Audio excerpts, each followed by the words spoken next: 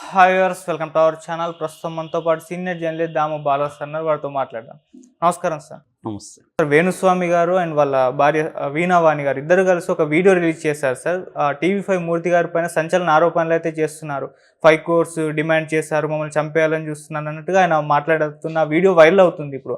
అసలు ఏం జరిగింది, మరి టీవీ5 మూర్తి గారి పైన ఎందుకు ఈ విధంగా ఆరోపణలు చేస్తారు, మరి దానికి ఆయన రియాక్షన్ ఏంటి, మీరు ఏం చెప్తారు సార్? గత కొంతకాలంగా టీవీ5లో మూర్తి విపరీతంగా వేణుస్వామిని టార్గెట్ చేస్తూ రకరకాల వీడియోలు చేస్తూ రిలీజ్ చేస్తున్నారు. సో అంటే డైరెక్ట్గా అతను ఒరే రారా నువ్వు తేల్చుకుందాం అన్నట్టుగా వేణుస్వామిని చేస్తూ అతను రకరకాల తాంత్రిక పూజలు ఇవన్నీ పూజలు చేస్తున్నాడు, కన్యల జీవితాలు నాశనం చేస్తున్నాడు, ఇలాగంతా మాట్లాడుతున్నాడు. సో దీనికి మేబీ వేణుస్వామి ఇబ్బందుల్లో ఉన్నాడు. ఆయన ఒక జ్యోతిష్యం అనేది బాగా ఇబ్బందులకు తీసుకెళ్ళింది. ఖచ్చితంగా అతను తప్పు అయితే ఉంది. ఎందుకంటే ఎవరైనా నిశ్చితార్థం చేసుకున్న రోజే వాళ్ళు విడిపోతారని చెప్పడం కరెక్ట్ కాదు. గతంలో ఆయన చెప్పిన 10లో 2-3 కరెక్ట్గా జరుగుండొచ్చు, కానీ విడాకుల విషయంలో మనం 10 పెళ్ళిళ్ళు విడిపోతారని మనం చెప్తే అర్బన్ సెలబ్రిటీల విషయంలో ఖచ్చితంగా ఇద్దరైతే విడిపోతారు. సో ఆ ఇద్దరు 20% రేటింగ్ని సక్సెస్ రేట్ని పట్టుకొని నేనేం చెప్పినా కరెక్ట్ అంటే కుదరదు. ఎందుకంటే ఈయన చెప్పినవే అనేకం ఫ్లాప్ అయినాయి. లేటెస్ట్గా జగన్ మళ్ళీ అధికారంలోకి వస్తున్నాడు, ఇక్కడ కేసీఆర్ మళ్ళీ అధికారంలోకి వస్తున్నాడు, జరగలేదు కదా. అట్లాగే మన ప్రభాస్ విషయంలో సినిమాలు ఫ్లాప్ అన్నాడు, మరి కల్కి పెద్ద హిట్ అయింది కదా. కాబట్టి ఇలాగా ఆయన చెప్పినవన్నీ ఏ జ్యోతిష్యుడు అయినా ప్రపంచంలో జ్యోతిష్యం అంటేనే ఒక ప్రెడిక్షన్. ఆ ప్రెడిక్షన్లో నువ్వు గ్రహాలని ఇంకేదో కథలు చెప్తావు. గ్రహాలు అనేవి ఫిజికల్గా ఉన్నాయి. ఇవాళ గ్రహాలకి వెళ్తున్నారు మనుషులు.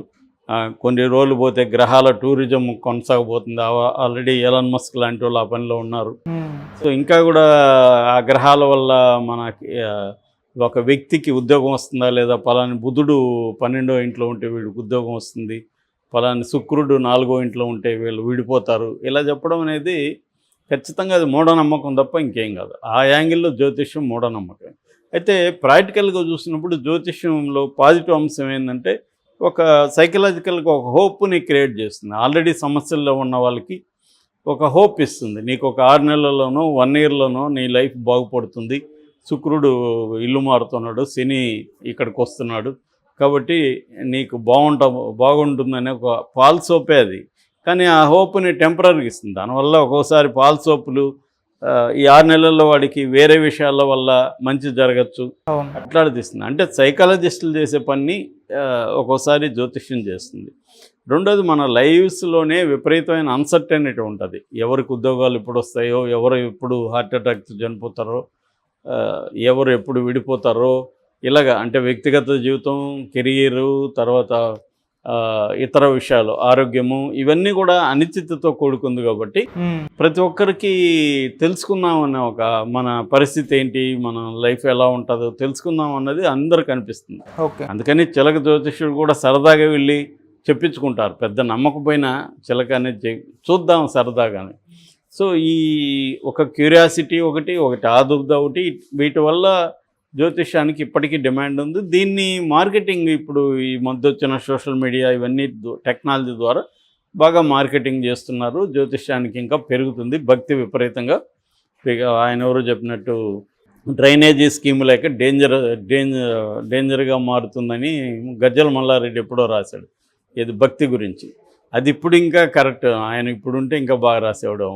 సో అలాగా భక్తి అనేది డేంజర్గా మారిపోయి ఈ జ్యోతిష్యం అనేది ఇదిగా మారిపోయింది. సో దీంట్లో వేణుస్వామి ఏం చేస్తున్నాడు, తను సెలబ్రిటీల జ్యోతిష్యం ఎవరు అడగట్లేదు. ఆయన నాగార్జున అడిగాడా నా జ్యోతిష్యం చెప్పని, అడగకుండా ఈయన ఎందుకు చెప్తున్నాడంటే ఇది ఒక మార్కెటింగ్. తాను ప్రమోట్ చేసుకోవడం కోసం సెలబ్రిటీలు చెప్పడం అనేది ఒక మార్కెటింగ్. ఫస్ట్లో నేను ఎప్పుడో లాంగ్ బ్యాక్ ఈయన పేరు విన్నాను. అప్పుడు ఏంటంటే vibration of the cinema titles అనేది చెప్పేవాడు. ఈయన పలాని టైటిల్కి వైబ్రేషన్ ఉందా లేదా అనేది ఈయన చెప్తే ఆ టైటిల్ ఉంటుంది, పలాని టైటిల్కి వైబ్రేషన్ లేదంటే ఆ టైటిల్ ఉండదు. అలాగా వినాయక్ లాంటి డైరెక్టర్లు ఈయన దగ్గరికి వచ్చి టైటిల్కి వైబ్రేషన్ ఉందా లేదా అనేది అప్పుడు విచిత్రంగా సినిమా రంగంలో మాట్లాడుకున్నాడు. ఎవడో వేణుస్వామి అంట వైబ్రేషన్ అంట అని చెప్పేవాళ్ళు. అలాగా ఫస్ట్ ఈయన అట్లా వచ్చాడు. ఎందుకంటే ఈయనకి టీనేజ్ నుంచి కూడా సినిమా ఇండస్ట్రీలో సంబంధాలు ఉన్నాయి. వాళ్ళ వాళ్ళ సినిమా వాళ్ళ పూజల్లో పాల్గొనడం, చిన్న చిన్న వేషాలు వేయడం, పూజారి వేషాలు ఇట్లాంటివి ఆయనతో ఉన్నాయి. కాబట్టి ఆ సర్కిల్ని ఉపయోగించుకొని తను కొద్దిగా ఆంటర్‌ప్రెన్యూర్‌షిప్ ఉంది ఆయనకి. అంటే వ్యాపారాలు, రియల్ ఎస్టేటు, పబ్ ఉంది. సో వీటి డెవలప్మెంట్కి తనకి పరిచయాలు ఇంపార్టెంటు. సో ఆ పరిచయాలు ఈ సర్కిల్ పెంచుకోవడం దీనంతా చేసుకుంటూ వచ్చాడు. మీడియాని ఎలా మేనేజ్ చేయాలో ఆయనకు అర్థమైంది. ఇలాగా ఆయన పాపులర్ అయ్యాడు. నిజానికి చాలామంది వేణుస్వామి కంటే కూడా జ్యోతిష్యంలో చాలా సక్సెస్ అయిన వాళ్ళు ఉన్నారు. ఈయన జ్యోతిష్యంలో కంటే కూడా దీన్ని పరిచయాలను ఉపయోగించుకొని తన రియల్ ఎస్టేట్ అండ్ పబ్బు ఈ రెండింటిని సక్సెస్ఫుల్గా చేస్తున్నాడు. వాళ్ళ ఆయన శ్రీమతి ఆమె కూడా వీణా శ్రీవాణి, ఆమె కూడా సక్సెస్ వీణా దీంట్లో. ఇలాగా వాళ్ళ ఇద్దరి కెరియర్స్, వ్యాపారాలు దీనివల్ల పెరిగింది. అంతవరకు ఓకే. కానీ దీనివల్ల ఏమవుతుంది, అవతల వాళ్ళు ఎఫెక్ట్ అవుతున్నారు. పెళ్లి చేసుకోబోయే వాళ్ళు విడిపోతారని చెప్పడం, పెళ్లి చేసుకోకుండా విడిపోతారు, ఖచ్చితంగా వాళ్ళ లైఫ్స్ అఫెక్ట్ అవుతాయి. చుట్టూ ఉన్న వాళ్ళు అడుగుతారు. అది వేణుస్వామి క్రాస్ చేశాడు. దీన్ని ఒక లైన్ని క్రాస్ చేయకూడదు, ఆ లైన్ని ఆయన క్రాస్ చేశాడు. సో అంతవరకు వేణుస్వామి ప్రాబ్లం ఉంది. అయితే ఇక్కడ టీవీ5 మూర్తికి సంబంధించి వేణుస్వామి ఇప్పుడు ఏం చెప్తున్నాడంటే, గత 17-18 నెలలుగా నన్ను వేధిస్తున్నాడు. అంతకుముందు 2017 నుంచి కూడా మహా టీవీలో నుంచి కూడా నన్ను టార్గెట్ చేస్తున్నాడు. నన్ను 5 కోట్లు డిమాండ్ చేశాడు. 5 కోట్లు నేను ఇచ్చే పరిస్థితుల్లో లేదు. దాంతో నన్ను టార్గెట్ చేసి ఎవరెవరినో డబ్బులు ఇచ్చే వాళ్ళని జ్యోతిష్యం పిలిపించి నాకే యాంటీగా మాట్లాడిస్తున్నాడు అనేది అతని ఆరోపణ. ఇప్పుడు కొత్తగా భార్యాభర్త ఇద్దరు వీడియో చేశారు. మాకిద్దరికి ఆత్మహత్య శరణ్య, దీనికి కారణం టీవీ5 మూర్తి అని వాళ్ళు చెప్పారు. దానికి టీవీ5 మూర్తి నిన్న మళ్ళీ ఒక వీడియో రిలీజ్ చేసి, నిజంగా నేను డబ్బులు డిమాండ్ చేసినట్టుగా ప్రూవ్ చేస్తే నన్ను రాళ్లతో కొట్టి చంపేయండి, ఒకవేళ నేను చనిపోయినాక ఇది చేసినా కూడా నా ఎముకలు పెట్టి ఇతను కరప్ట్ జర్నలిస్ట్ అని పెట్టండి అని. మామూలుగా టీవీ5 మూర్తిని ఎవరు కానీ చూస్తే ఇతను తెలుగు ఆర్నబ్ గోస్వామిలాగా అరుస్తుంటాడు అనేది అంటారు. దానికి అంత ఆవేశం ఆ ఛానల్కి అవసరం లేదు. ఆయన ఏమైనా ఇండిపెండెంట్గా ఉంటే పర్లే. అదే తెలుగుదేశం ఛానల్ అందరికీ తెలుసు. తెలుగుదేశంలో ఛానల్లో కూర్చొని నేను ఆబ్జెక్టివ్గా ఉంటాను, నేను దేశం కోసం మాట్లాడుతూ ఉంటే ఎవడు నమ్మడు. అందువల్ల ఆయనకి ఆ క్రెడిబిలిటీ లేదు. మూర్తి అనే వ్యక్తికి తెలుగుదేశం ఛానల్లో కూర్చున్న వ్యక్తికి క్రెడిబిలిటీ ఏముంటుంది? తెలుగుదేశం సర్కిల్లోనే క్రెడిబిలిటీ ఉంటుంది, బయట వాడి దగ్గర ఉండదు కదా. ఎందుకంటే ఆబ్జెక్టివ్గా ఉండలేడు కదా అతను.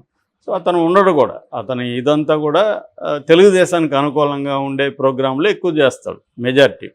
కాబట్టి అదేమి ఉండదు. సో వేణుస్వామి దగ్గర డబ్బులు తీసుకున్నాడా, అడిగాడా లేదనేది మనం నిర్ధారించలేం. కానీ ఎందుకు ఇంత టార్గెట్ చేసి వేణుస్వామిని చేయాలి?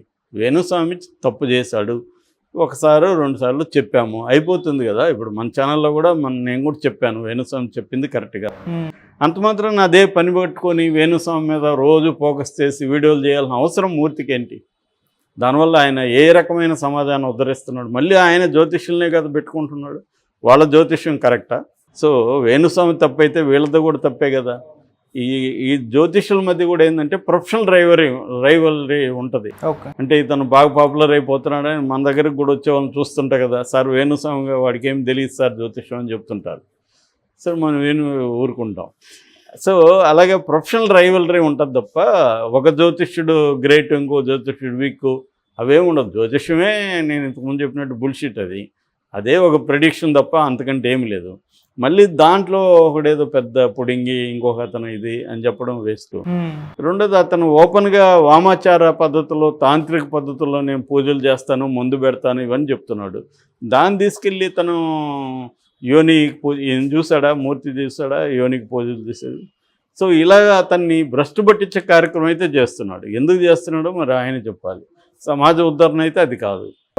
ఎందుకంటే సమాజ ఉద్ధరణ అయినప్పుడు నువ్వు కంప్లీట్గా జ్యోతిష్యానికి యాంటీ ఉండాలి. వాళ్ళ ఛానల్లోనే బోల్డ్ అవన్నీ జరుగుతుంటాయి ఒక పక్క. రెండోది, జర్నలిస్టులు పోయి ఈయన మీద కంప్లైంట్ చేయడం కూడా విచిత్రమే. ఎందుకంటే ఇవాళ జర్నలిజమే వేణుస్వామి కంటే 100 రెట్లు డేంజరస్గా జర్నలిజం ఉంది ఇవాళ. అలాంటిది మళ్ళీ ఆ టీవీ5లో పనిచేసే జర్నలిస్టులు వాళ్ళు కలిసి వెళ్ళి మహిళా కమిషన్కి వేణుస్వామి ఒక్కడే సమాజాన్ని నాశనం చేసేస్తున్నట్టు. మరి ఆమె అడిగిన దాంట్లో లాజికల్ పాయింట్ ఉంది. వాళ్ళ వైఫ్ అంటే జర్నలిస్టులు మాత్రం ఒకదాని. ఇప్పుడు మనం చూస్తున్నాం కదా, ఆ అమ్మాయి ఎవరు లావణ్య వాళ్ళ విషయాన్ని ఎలా పట్టుకున్నారు, అంతకుముందు శాంతి విషయాన్ని, అదంతా జర్నలిజమే చేయలేదా? మరి జర్నలిస్టులు అప్పుడెందుకు వీళ్ళకి అది గుర్తు రాలేదు? శాంతి మీద చేసేటప్పుడు ఇదే జర్నలిస్టులు ఎందుకు పోయి కంప్లైంట్ చేయలేదు? క్లియర్గా ఏదో ఒక అజెండా అయితే టీవీ5 మూర్తికి